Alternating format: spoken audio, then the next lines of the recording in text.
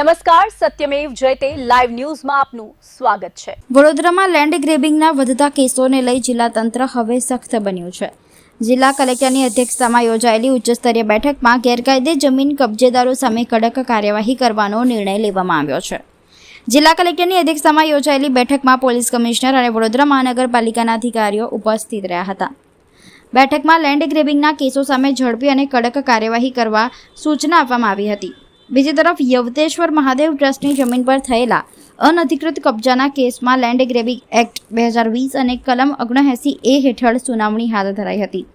તપાસ દરમિયાન સ્થળ પર બનાવાયેલા શેડ, બોક્સ ક્રિકેટ અને ફૂડ જંકશન ગેરકાયદે હોવાનું સામે આવ્યું છે। સંબંધિત પક્ષકારોને આધાર પુરાવા સાથે હાજર રહેવા આદેશ આપવામાં આવ્યો છે, જ્યારે આ મામલે એડવોકેટ અંકિત ડાંગવાલાએ પણ પોતાની રજૂઆત કરી હતી। નામદાર કલેક્ટર સાહેબે સુનાવણી રાખી હતી અને કોઈ જાતનો સમય અમને આપવામાં આવેલો હતો નહીં।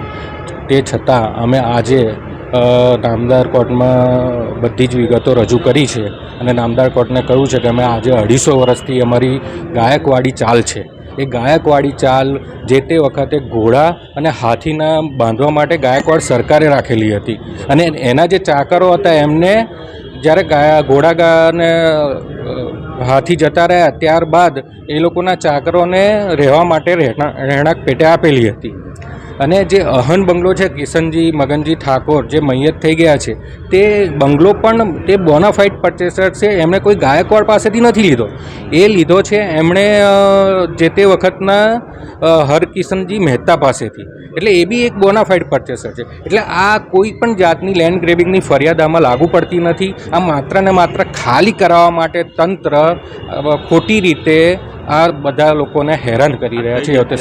આ યવતેશ્વર મહાદેવની જગ્યા છે, અત્યારના હાઈકોર્ટમાંથી ચુકાદો આવ્યો છે કે એ ટ્રસ્ટની જગ્યા છે, એટલે એ આખી જગ્યા ખાલી કરવાની થાય છે।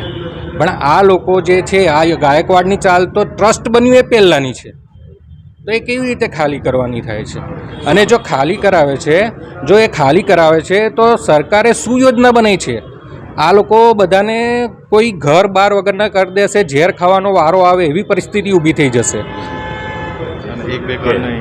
અને ઘણા, મારું નામ એડવોકેટ અંકિત જે ડાકવાલા। ઓકે।